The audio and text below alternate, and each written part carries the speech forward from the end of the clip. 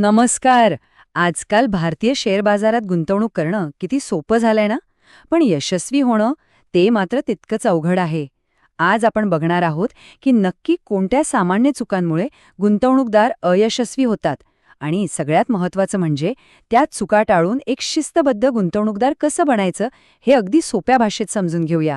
हे वाक्य खूप महत्वाचे नाही का? आपल्याला नेहमी काय वाटतं की बाजार वर खाली जातो म्हणून आपले पैसे जातात. पण खरं सांगू, खरा धोका बाजारात नाहीये, तो आपल्या स्वतःच्या निर्णयांमध्ये, आपल्या सवयींमध्ये लपलेला आहे. आणि आज आपण याच सवयींमुळे होणाऱ्या चुकांवर लक्ष केंद्रित करणार आहोत.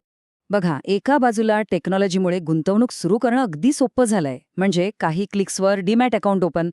पण दुसरीकडे हीच सोपी गोष्ट एक मोठा धोका बनून समोर येते. कारण काय होतं, आपण पटकन भावनिक होतो, घाईघाईने निर्णय घेतो आणि मग करतो मोठ्या चुका, ज्यामुळे मोठं नुकसान होऊ शकतं.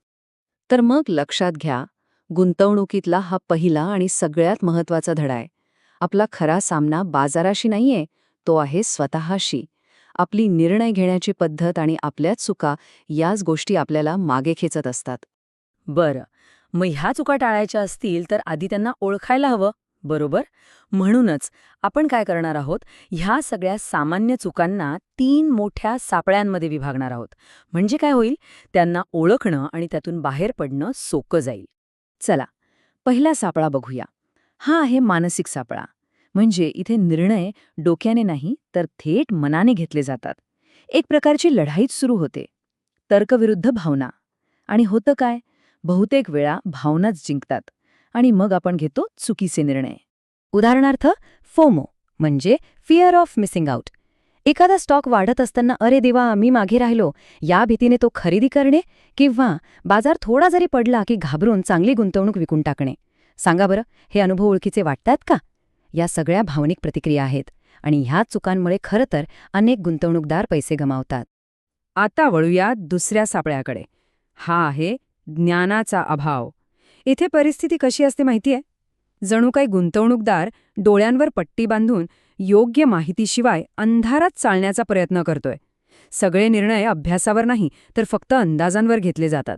याचं उत्तम उदाहरण म्हणजे काय, व्हॉट्सॲपवर आलेली एखादी टिप किंवा इन्फ्लुएन्सरच्या सल्ल्यावर डोळे झाकून पैसे लावणं. अहो, बाजाराचा इतिहास आपल्याला एकच गोष्ट पुन्हा पुन्हा सांगतो की प्रत्येक घसरणीनंतर बाजार पुन्हा सावरतो.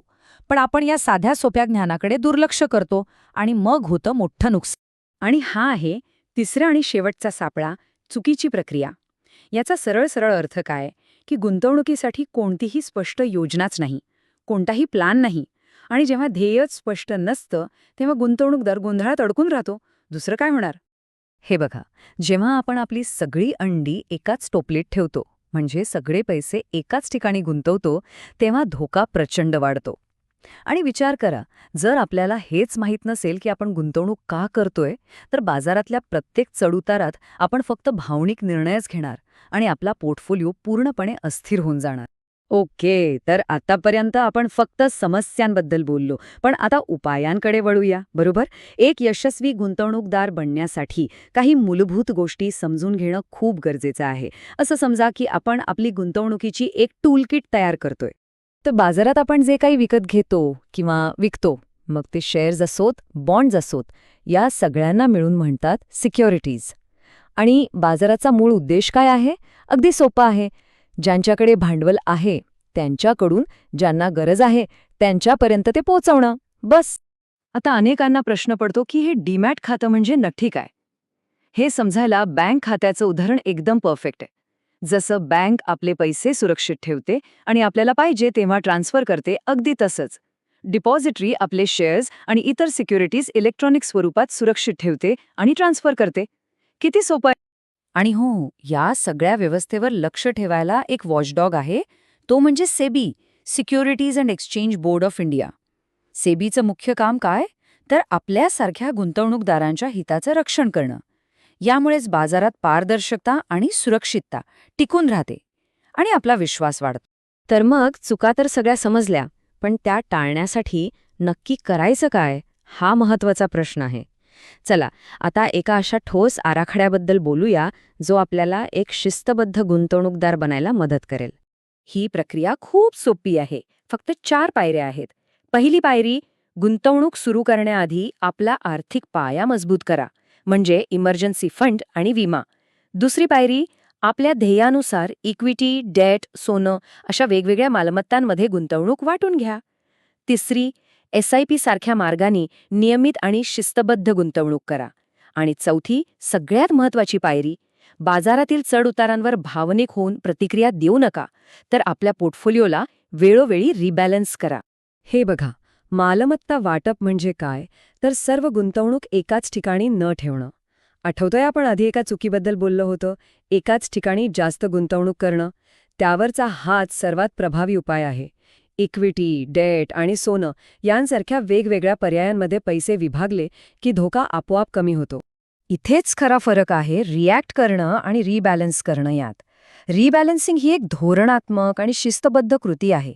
विचार करा, जेव्हा बाजार पडतो तेव्हा सामान्य गुंतवणूकदार काय करतो? घाबरून विकतो.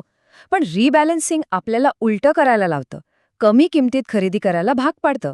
म्हणजे भीतीवर मात करून तर्काने निर्णय घ्या. ते सारांश काय आहे? आपल्याला एका गोंधळलेल्या आणि भावनिक प्रतिक्रियांवर चालणाऱ्या गुंतवणुकीकडून एका उद्देशपूर्ण आणि नियोजित गुंतवणुकीकडे प्रवास करायचा आहे. आणि यासाठी शिस्त लावणं म्हणजे ती एक सवय बनवणं, आणि तीच खरी यशाची गुरुकिल्ली आहे. चला तर मग जाता जाता सर्वात महत्त्वाचे मुद्दे पुन्हा एकदा लक्षात ठेवूया. पहिलं, टिप्स किंवा फोमोपासून लांब राहा. दुसरं, मार्केटमध्ये टिकून राहण्यासाठी शिस्त आणि विविधता सर्वात आवश्यक आहे. आणि तिसरं, नेहमी लक्षात ठेवा की योग्य जोखीम व्यवस्थापन हाच तुमच्या गुंतवणूक योजनेचा आधारस्तंभ आहे. आणि आता शेवटी एक महत्त्वाचा प्रश्न. गुंतवणूक ही एक प्रक्रिया आहे, हे तर खरं आहे, पण आपल्या प्रक्रियेमागे काय आहे, म्हणजे आपलं ध्येय काय आहे?